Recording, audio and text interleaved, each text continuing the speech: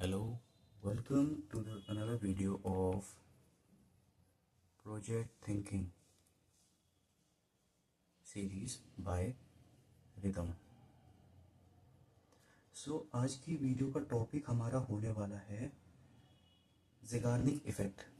ज़ेगार्निक effect.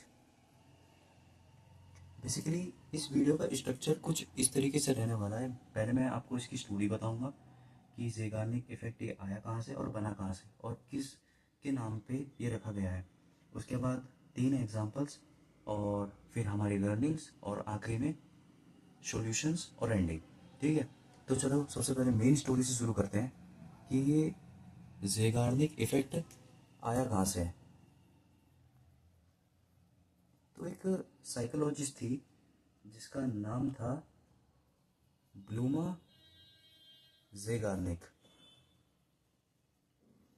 इनके नाम पे ये इफेक्ट का नाम रखा गया है। ये एक बार एक रेस्टोरेंट में गई थी। वहाँ उन्होंने ऑब्जर्व करा कि जो वेटर्स हैं उनको कंप्लीटेड ऑर्डर याद नहीं है, उनको याद है पेंडिंग ऑर्डर्स। ऐसा क्यों? क्योंकि जो कंप्लीटेड ऑर्डर्स हैं वो उनके दिमाग से फेड होते जा रहे हैं, वो भूलते जा रहे हैं उसके बारे में। और पेंडिंग ऑर्डर एकदम टकाटक उन्हें पूरा याद है कि कौन सा क्या कहाँ देना है खाना। तो इसी ऑब्जर्वेशन के आधार पे इन्होंने एक कॉन्सेप्ट बताया जिसका नाम था द ज़ेगार्निक इफेक्ट। बेसिकली इस इफेक्ट का आइडिया क्या है, हम उन चीज़ों को ज़्यादा याद रखते हैं जो हमारे असली लाइफ में पूरी नहीं हो पाती, बजाय उसके जो पूरी हो चुकी होती है। तो सबसे पहले हम लेते हैं एग्जांपल 1, मतलब कि क्यूरोसिटी ऑफ माइंड में आ जाता है। सबसे पहले हम एग्जांपल 1 लेते हैं ओटीटी प्लेटफॉर्म्स का। आपने बहुत सारी ऐसी सीरीज देखी होंगी जिनकी एंडिंग में विलेन या हीरो ये लाइन बोलता है कि स्टोरी तो अभी बाकी है। ये बस मैं एक आइडिया देने के लिए लाइन बोल रहा हूँ, और भी बहुत तरीके होते हैं ऐसे बताने के लिए कि अगले पार्ट के लिए आपको तैयार करा जाता है आपके माइंड को कि स्टोरी अभी बाकी है। तो बेसिकली मैं क्या बताना चाह रहा हूँ आपको इसमें, वो जैसे ये रहा पार्ट 1, ये रहा पार्ट 2, उसके बीच को कनेक्ट करने के लिए वो इस तरह की लाइंस का इस्तेमाल करते हैं, क्योंकि फिर दिमाग में क्यूरियोसिटी बनी रहती है कि पार्ट 2 में ऐसा क्या है जो इसने ऐसा बोला, और हमने पार्ट 1 तो देखी हुई है, तो आप पार्ट 2 भी देखोगे। ये यहाँ पे खिला जा रहा है। ठीक है, एग्जाम्पल नंबर 2। एग्जाम्पल नंबर 2 क्या है इसमें? एग्जाम्पल नंबर 2 ये है अनफिनिश्ड बुक। मान लो आपने बुक शुरू तो करी थी लेकिन आपने उसे कंप्लीट नहीं किया, मतलब कि हाफ ऑफ ए आपने बुक को छोड़ दिया। तो आपके दिमाग में हमेशा क्यूरियोसिटी बनी रहेगी कि इतनी तो मैंने पढ़ी, इतनी मेरे समझ आई, लेकिन जो मैंने छोड़ी हुई थी वो कैसे स्टोरी को शेप देगा, कि आगे मतलब क्या होगा, ये आगे क्या होगा वाली फीलिंग, यही होती है ज़ेगार्निक इफेक्ट। और यही हमारे दिमाग में स्पेस बनाता है अनकम्प्लीटेड थिंग्स का जो हमने पूरी नहीं कर रखी हैं। और एग्जाम्पल 3 है हमारा अनसेंट मैसेज। मान लो कि कोई ऐसा मैसेज है जो आपने लिखा तो था लेकिन कभी भेजा नहीं, लेकिन वही एक ऐसा मैसेज होगा जो सबसे लंबे टाइम तक आपके दिमाग में रहेगा। आप हर बार सोचोगे कि यार अगर मैं ये मैसेज भेज देता और कि मतलब अगर ये मैसेज भेज देता तो वो क्या होता हमारा, मतलब कि बेसिकली आउटपुट क्या आता, मैंने ये मैसेज कभी भेजा नहीं।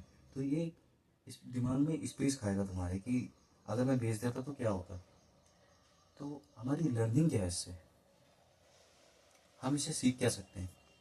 हम इसे ये सीख सकते हैं कि बेसिकली इसके बहुत सारे नेगेटिव और पॉजिटिव दोनों हैं। एक तो लंबे समय तक चीज़ें याद रहेंगी, ये इसका पॉजिटिव है, लेकिन नेगेटिव ये है कि आपके दिमाग में स्पेस खाता है बहुत ज़्यादा, अननेसेसरी स्पेस खाता है, जब जिससे क्या होता है कि पेंडिंग जो वर्क है वो ज़्यादा डोमिनेट हो जाता है कंप्लीटेड वर्क के। और यही दिक्कत आनी शुरू हो जाती है कि आपको पेंडिंग का ज़्यादा प्रेशर रहता है, वजह इसकी कि आपने कंप्लीट, इसकी खुशी की कि आपने बहुत सारे वर्क कंप्लीट भी करे हैं। ये हमारी लर्निंग है कि एक टाइम पे 2 या 3 चीज़ों से ज़्यादा मत उठाओ, और ये 2-3 चीज़ें भी ऐसे उठाओ कि पहले इन 2-3 चीज़ों को ख़त्म करो, उसके बाद फिर अगले किसी टॉपिक पे जाओ। यही है इस चीज़ का एक सॉल्यूशन मैं आपको बताता हूँ और भी आगे। पॉइंट 1 है, अगर आप बड़ा काम शुरू कर रहे हैं तो या तो उसको टुकड़ों में बांट दो, या तो फिर ऐसा करो कि एक टाइम बनाओ फिक्स कि मैं तो 30 मिनट तक मैं काम करूँगा भले ही जितना हो। और मेरे लिए बेस्ट स्ट्रेटजी ये है, टुकड़ों में बांट दो। मान लो कि एक बड़ा चैप्टर है, उसमें 15 टॉपिक्स हैं, तो एक बार में 3 ही टॉपिक पढ़ो, लेकिन अच्छे से पढ़ो। 5 बार में अगर ये करोगे तो ये पूरा हो जाएगा। इस तरीके से काम पूरा होना है। ये नहीं कि मैं एक बार में बैठा मैं पूरे दिन लगा के ये चैप्टर पूरा कर दूंगा, तो ऐसे काम नहीं चलेगा। आप फ्रस्ट्रेट होंगे और कंप्लीट नहीं होगा और वो स्पेस खाएगा, मैंने आपको पहले बता दिया। सेकंड है ये जो मैंने यहाँ बताया, नॉट ओपन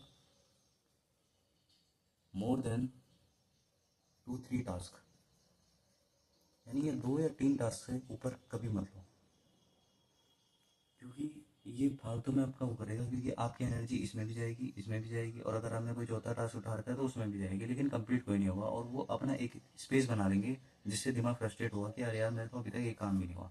वहीं उतनी ही शक्ति लगा के आप किसी एक काम को पूरा करोगे तो ब्रेन सेटिस्फाई रहेगा कि मैंने एक काम पूरा कर रखा है। और ट्रैक रखो हर चीज़ का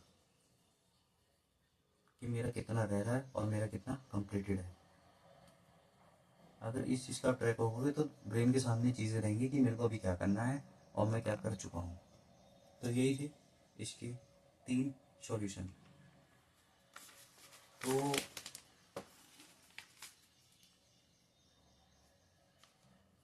इसकी एंडिंग में कुछ इस तरीके से करना चाहूँगा कि हमें सीखना है कि मतलब ज़िगार्निक इफेक्ट होता क्या है कि जब हमारे दिमाग में कुछ अनकम्प्लीटेड चीज़ें रह जाती हैं, इनकम्प्लीट चीज़ रह जाती हैं, तो हमारे दिमाग में स्पेस लेता है और ये स्पेस फ्रस्ट्रेशन करता है। ठीक है। और फ्रस्ट्रेशन से क्या होता है कि हम उस वर्क को छोड़ देते हैं, और यही सबसे बड़ी दिक्कत है। तो ज़िगार्निक इफेक्ट ने हमें ये सोचना सिखाया है कि कभी भी किसी एक काम को पकड़ो, उसे पूरा ज़रूर करो। अगर तुम उस काम को पूरा नहीं करोगे तो क्या होगा, तुम्हारे दिमाग में वो बातें घूमती रहेंगी, फिर ना तुम अगले टास्क पे जा पाओगे, क्योंकि अगर अगले टास्क पे तुम जाओगे तो तुम्हारे दिमाग में टास्क 1 की चीज़ें घूमेंगी, जिससे टास्क 2 पे भी फोकस नहीं हो पाएगा और ये भी पेंडिंग हो जाएगा और ये लूप घूमता रहेगा और ये इन्फिनिटी लूप टाइप बन जाता है, तो आपका कोई भी काम पूरा नहीं हो पाएगा। तो यही थी इसकी एंडिंग। इस इफेक्ट का नाम है Zeigarnik effect, made by rhythm. Thanks for watching the video.